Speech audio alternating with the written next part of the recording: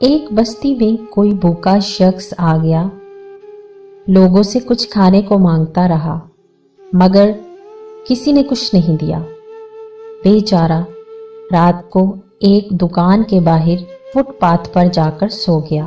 صبح آ کر لوگوں نے دیکھا تو وہ مر چکا تھا۔ اب اہل ایمان کا جذبہ ایمانی بیدار ہوا۔ بازار میں سے چندہ اکٹھا کیا گیا اور مرحوم کے ایصال ثواب کے لیے دیگیں چڑھا دی گئیں۔ یہ منظر دیکھ کر ایک صاحب نے کہا، ظالموں، اب دیگیں چڑھا رہے ہو، اسے چند لقمے دے دیتے تو یہ یوں ایڑیاں رگڑ رگڑ کرنا مرتا۔ ایک شخص رکے ہوئے بقایا جات کے لیے بیوی بچوں کے ساتھ مظاہرے کرتا رہا۔ حکومت ٹس سے مس نہ ہوئی، تنگ آ کر اس نے خودکشی کر لی تو دوسرے ہی روز ساری رقم ادا کر دی گئی۔ اسی طرح ایک صاحب کے مکان پر قبضہ ہو گیا، بڑی بھاگ دوڑ کی مگر کوئی سننے کو تیار ہی نہیں ہوا۔ اسی دوران دفتر کی سیڑھیاں چڑھتے ہوئے اسے دل کا دورہ پڑا جو جان لیوا ثابت ہوا۔ پولیس نے پھرتی دکھائی اور دوسرے ہی دن مکان سے قبضہ ختم کروا دیا۔ فائدہ کیا اب اس مکان میں اس کا ہمزاد آ کر رہے گا؟ کیا ہمارا جذبہ ایمانی صرف مردوں کے لیے رہ گیا ہے؟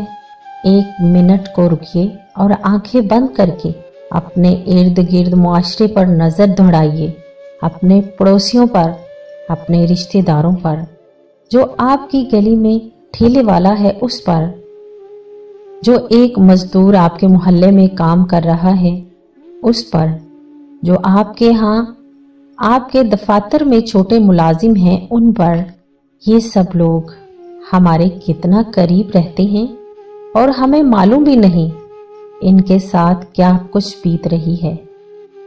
ہمیں اس لیے نہیں معلوم کہ ہم ان کے قریب رہتے ہوئے بھی ان سے دور ہیں۔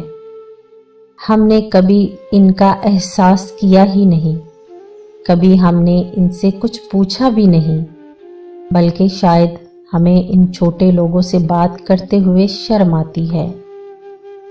کبھی کبھی مجھے حیرت ہوتی ہے کہ ہم جوش ایمانی میں ایک ایک گلی میں 3 4 مساجد بنا دیتے ہیں، انہیں خوب سجا دیتے ہیں، لیکن اسی گلی میں کئی غریب رات کو بھوکے سوتے ہیں، ان کی طرف کوئی دھیان ہی نہیں دیتا۔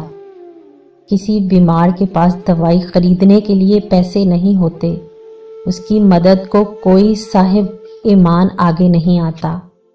ہم سب کے ارد گرد ایسے ہزاروں لوگ موجود ہیں جو مجبور ہیں، جو بے کس ہیں، جو غریب ہیں، جن پر ہم کبھی توجہ ہی نہیں دیتے۔ ان کو اپنے قریب کیجیے، ان کی جو ممکن ہو مدد کیجیے، اور جو آپ کے بس میں نہیں بھی تو دل جوئی کیجیے ان کی۔